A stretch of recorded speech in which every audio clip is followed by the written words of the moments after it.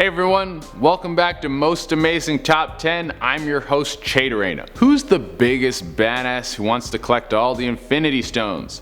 Well, it's Thanos, of course. And with Endgame just releasing, there are some pretty wild theories about what's going on with the Marvel villain. So today we're gonna count down the list of top 10 scary Thanos theories. Be careful, if you haven't seen Avengers Endgame, there will definitely be some spoilers in this video. Make sure you stick around for number 3 because it's probably the funniest one on the list. As always, make sure you like, comment, subscribe, and hit the little notification bell.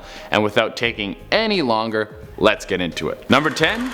Thanos isn't dead. The Purple King of Death and Destruction met his match in Avengers Endgame, but that doesn't mean he's gone forever. Many people think he'll make a comeback. Now, I'm not saying he's gonna be in the next Avengers movie. I don't even know if there's gonna be another Avengers movie. Well, Endgame made $1.2 billion in its first weekend, so there'll for sure be another Avengers movie. But as the franchise moves on, there's a chance that we will see Thanos again. The big theory is that for the brief moment that Thanos had the Infinity Gauntlet on, he moved his consciousness into another body. When the power of the stone surged through his body, the Time Stone gave him a quick glimpse into the future.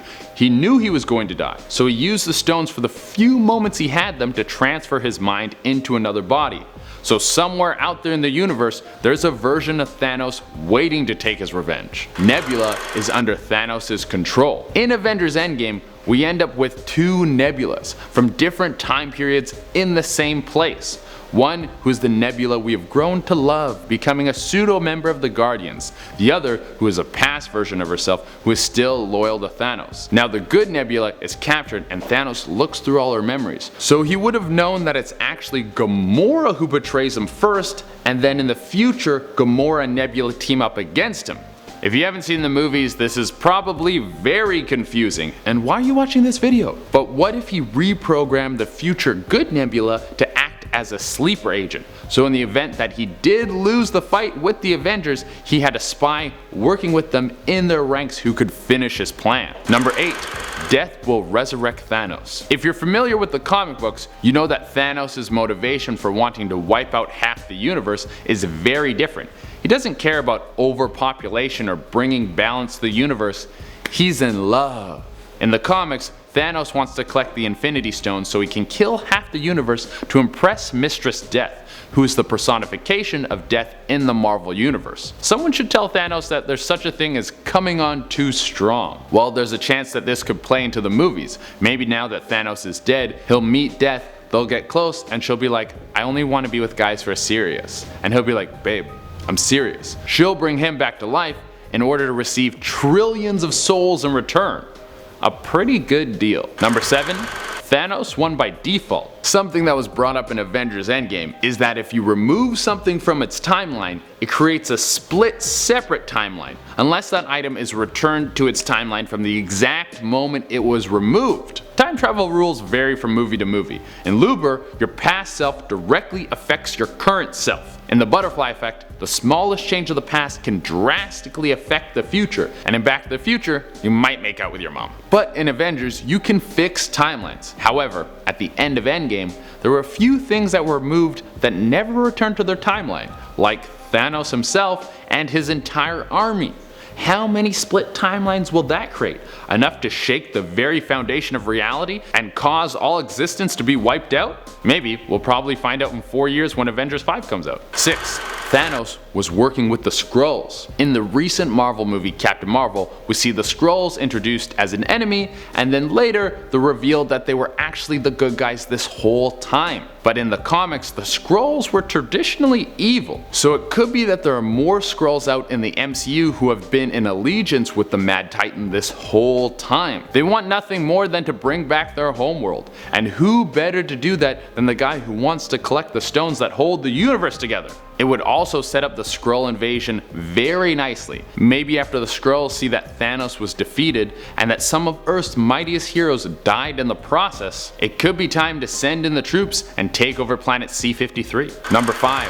Thanos has corrupted Adam Warlock. Adam Warlock is one of the most powerful characters in the Marvel Universe. He can fly, he has super strength, He can control cosmic energy, and he is even immortal because death can never claim his soul. He is also in the Marvel Cinematic Universe. If you saw the scene after the credits during Guardians of the Galaxy 2, you saw his little intro scene. Now with a character that powerful hanging around the universe, maybe Thanos made a stop before he went to the garden to destroy the stones. A big fan theory is that Thanos met with Adam Warlock and corrupted his mind. This way, he could have one of the most powerful people in the universe on his side if anything went down. This could be the motivation for Guardians of the Galaxy 3. An evil Adam Warlock would be a lot to handle. Number 4. Thanos is the hero. After Avengers Infinity War, I was definitely thinking that this guy's supposed to be the bad guy, but I kinda get where he's coming from. Thanos' goal is to save the universe. He wants life to thrive for everyone if everyone's willing to make a sacrifice. He's even willing to sacrifice the only thing he loves, Gamora, in order to complete his goal. Maybe he's the good guy in all this.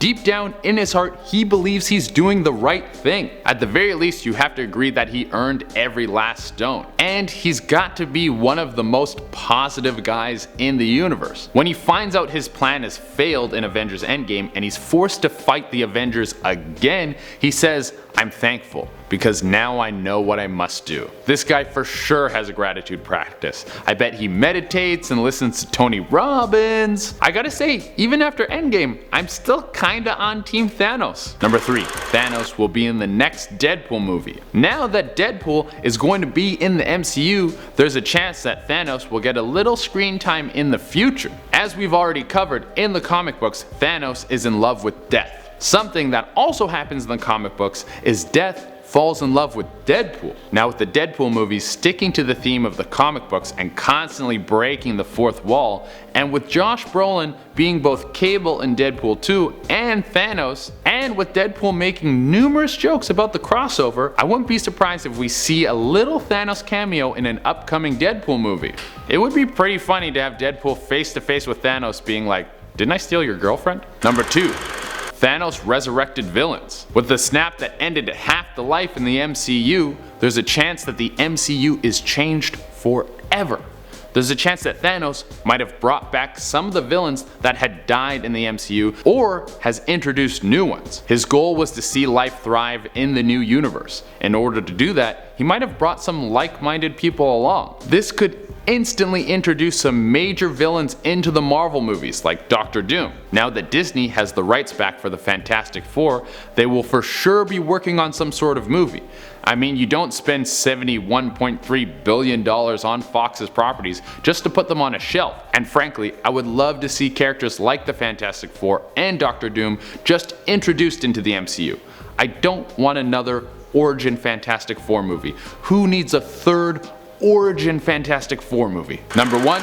Thanos planned everything. We all know that scene from Avengers Infinity War where Doctor Strange says he looks through 14,605 realities and there was only one where they win. Well, what if Thanos did the same thing? After getting all the stones, what if the Mad Titan looked through those timelines as well and saw one where the Avengers won, but also one that plays into his hand? There's a chance that Thanos is still one step ahead of Earth's mightiest heroes. Maybe he saw that there was no way to defeat them at full power, but he knew that if he let the Avengers think they had won, that a few of them would be dead and he would be able to return and finish the job. This actually makes a lot of sense. Thanos is one of the best tacticians out there. It doesn't make a lot of sense that he wouldn't use the stones for anything else other than destroying the stones. Someone like him always has a backup plan. Well everyone, that's our list. Let us know in the comments what you think is going to happen to Thanos in the MCU and what you think the next Avengers big villain is going to be.